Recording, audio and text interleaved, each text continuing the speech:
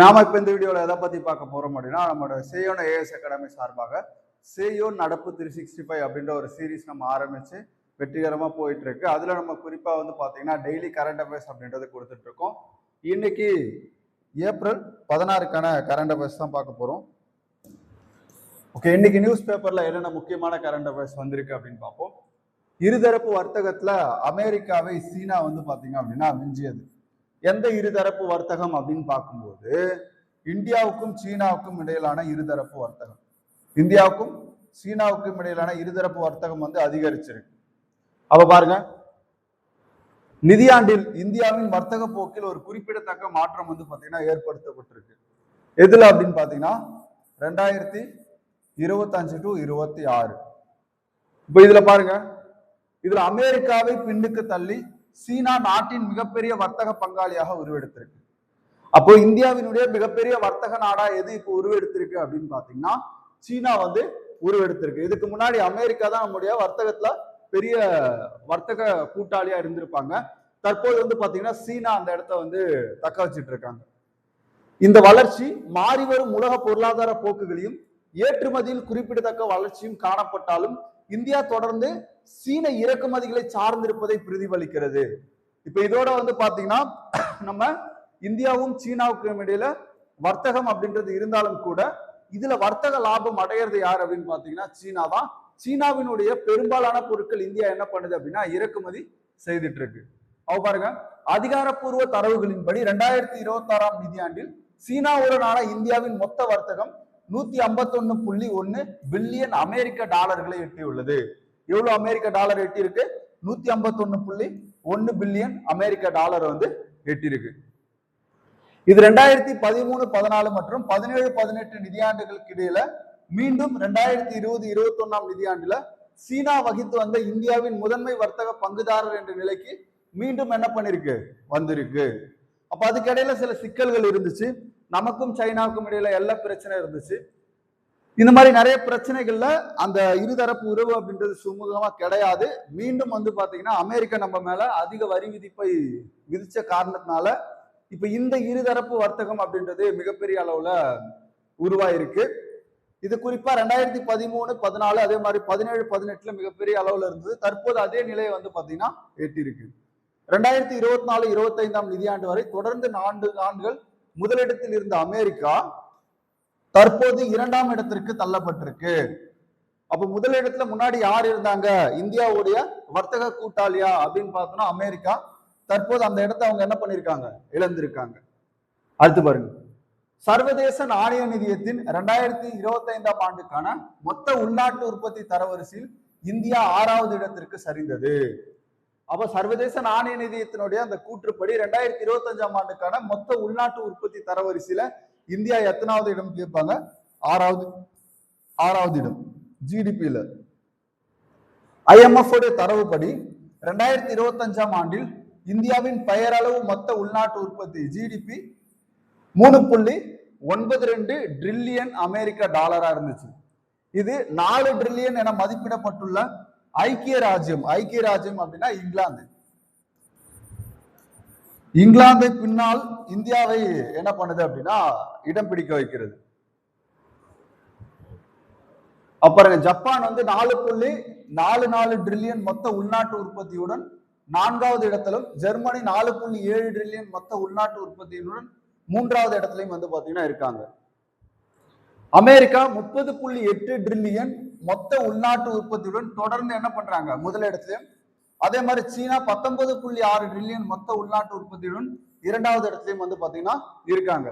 இப்ப இந்த ஜிடிபி மதிப்பு அளவுல பார்க்கும்போது அமெரிக்கா ஃபர்ஸ்ட், சீனா 2வது இடத்துல இருக்காங்க. அதே மாதிரி வந்து பாத்தீங்க அப்படின்னா நமக்கு ஜப்பான் 3வது இடத்துலயும், ஓகே, ஜெர்மன் வந்து பாத்தீங்கன்னா 4.7 3வது இடத்துலயும், ஜப்பான் 4வது இடத்துலயும் இருக்காங்க.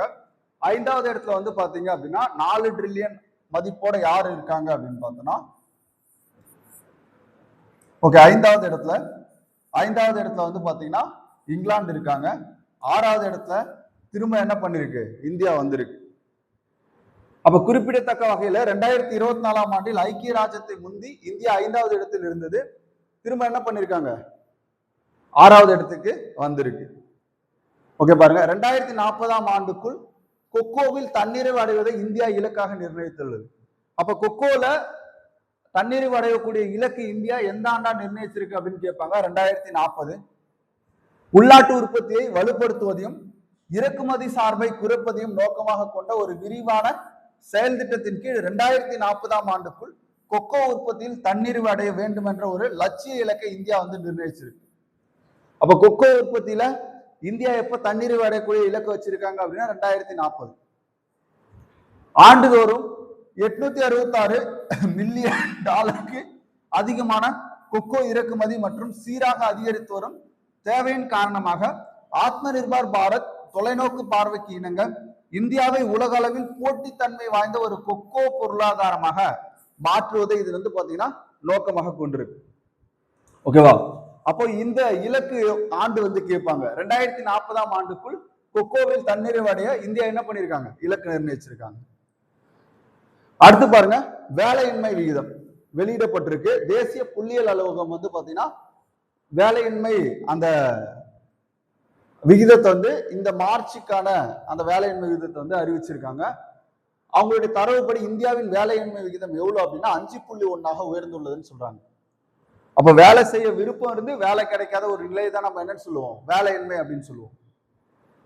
அப்ப 5 மாதங்களில் இல்லாத உச்சபட்ச அளவாக இந்த அதிகரிப்பு அப்படின்றது இருந்திருக்கு. இதுக்கு முக்கிய காரணமா 6.8% இருந்த நகர்ப்புற வேலையின்மையும் 4.3% சிறிதளவு உயர்ந்த கிராமப்புற வேலையின்மை காரணமா இருக்கு. அப்ப ஒட்டுமொத்த வேலையின்மை இந்த மார்ச் 2026 பார்த்தோம்னா 5.1%. அதுல நகர்ப்புறம் பாத்தீங்க அப்படின்னா 6.8%, கிராமப்புறத்தை பொறுத்த வரைக்கும் 4.3% இருக்கு. ஓகேவா? அடுத்து பாருங்க, காப்புரிமை 2025-26ஆம் நிதியாண்டில் இந்தியாவில் காப்புரிமை விண்ணப்பங்கள் 30.2% அதிகரித்திருக்கிறதா யார் சொல்றா அப்படின்னா பியூஷ் கோயல், அமைச்சர் பியூஷ் கோயல் அவர்கள் சொல்லியிருக்காங்க, மத்திய அமைச்சர். அப்போ அவருடைய கூற்றுப்படி 2025-26ஆம் நிதியாண்டில் காப்புரிமை விண்ணப்பங்கள் 30.2% அதிகரித்து கிட்டத்தட்ட 1,43,729 உயர்ந்துள்ளதாகவும் இந்தியாவில் புத்தாக்கத்திற்கு ஒரு மிகப்பெரிய உத்வேகம் கிடைத்திருக்காகவும் அவர் என்ன பண்றாரு? நாடாளுமன்றத்துல சொல்லியிருக்காரு. ஓகே, என்னென்ன கொஸ்டின் இருக்கு பாருங்க. சர்வதேச நாணய நிதியம் 2025ஆம் ஆண்டு தரவுகளின் பெயரளவு மொத்த உள்நாட்டு உற்பத்தியில் இந்தியா வகிக்கக்கூடிய இடம் எது? 6. இந்தியா எந்த ஆண்டுக்குள் கொக்கோ உற்பத்தியில் தன்னிறைவு அடைய போகுது? 2040 விலக்கு வச்சிருக்காங்க. ஓகே, அடுத்தடுத்த கொஸ்டினுக்கு நீங்க ஆன்சர் பண்ணுங்க. தேசிய புள்ளியியல் அலுவலக தரவுகளின்படி மார்ச் 2026 இந்தியாவின் ஒட்டுமொத்த வேலையின்மை விகிதம் எவ்வளவு? ஓகே, கமெண்ட் பண்ணுங்க ஆன்சர். 2025-26ஆம் நிதியாண்டில் இந்தியாவில் காப்புரிமை விண்ணப்பங்கள் எத்தனை சதவீதம் அதிகரிச்சிருக்கு? ஓகே, இப்பதான் பார்த்தோம். 5 மார்ச் 2026 தரவுகளுக்கு இந்தியாவில் நகர்ப்புற வேலையின்மை எவ்வளவு இருக்கு? அடுத்து பாருங்க, IMF தரவுகளின்படி 19.96 டிரில்லியன் டிஜிபியுடன் உலக அளவில் 2வது இடத்துல இருக்கக்கூடிய நாடு எது? அமெரிக்கா 30 டிரில்லியன் ஜிடிபியோட முதலிடத்துல இருக்காங்க. 19.6 யாரு? சரி, ஓகே பாருங்க. இந்த கொஸ்டினுக்குலாம் ஆன்சர் பண்ணுங்க. திரும்ப ஒரு வாட்டி ரிவிஷன் பண்ணிடலாம். காப்புரிமை 2025-26ஆம் நிதியாண்டில் இந்தியாவில் காப்புரிமை விண்ணப்பங்கள் 30.2% என்ன பண்ணிருக்கு? அதிகரிச்சிருக்கு. அடுத்து பாருங்க, வேலையின்மை விகிதம் இந்தியாவில் எவ்வளவு? மார்ச் மாத கணிப்பின்படி 5.1. அதுல நகர்ப்புற வேலையின்மை 6.8, கிராமப்புற வேலையின்மை 4.3% இருக்கு. அடுத்து பாருங்க, 2040ஆம் ஆண்டுக்குள் கொக்கோவில் தன்னிறைவு அடைவதை இந்தியா இலக்காக நிர்ணயிச்சிருக்கு. எந்த ஆண்டு அப்படின்னு கேட்பாங்க.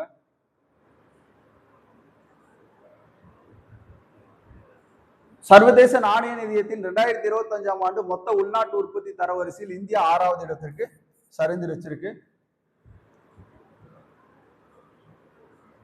அடுத்து பாருங்க, இருதரப்பு வர்த்தகத்தில் அமெரிக்காவை விஞ்சி சீனா இந்தியாவினுடைய மிகப்பெரிய வர்த்தக கூட்டாளியா என்ன பண்ணிருக்கு? மாறி இருக்கு. ஓகே, இந்த கரண்ட் அஃபேர்ஸ் எல்லாம் பார்த்துக்குங்க. இதுல நம்ம கொடுத்திருக்க கரண்ட் அஃபேர்ஸ் மெயின்ஸுக்கு யூஸ் ஆகிற அளவுக்கு தான் நம்ம கொடுத்துருக்கோம். இதுல இருக்கக்கூடிய நம்ம கேட்ட கொஸ்டினுக்கு ஆன்சர் பண்ணுங்க. ஏன்னா நம்ம எடுக்கிற எல்லாமே ஒன் வேர்டு இல்லாம பொதுவா அது உள்ள என்ன கீ கண்டென்ட் இருக்கு அது எல்லாமே நம்ம சேர்த்து தான் கொடுத்துட்டு இருக்கோம்.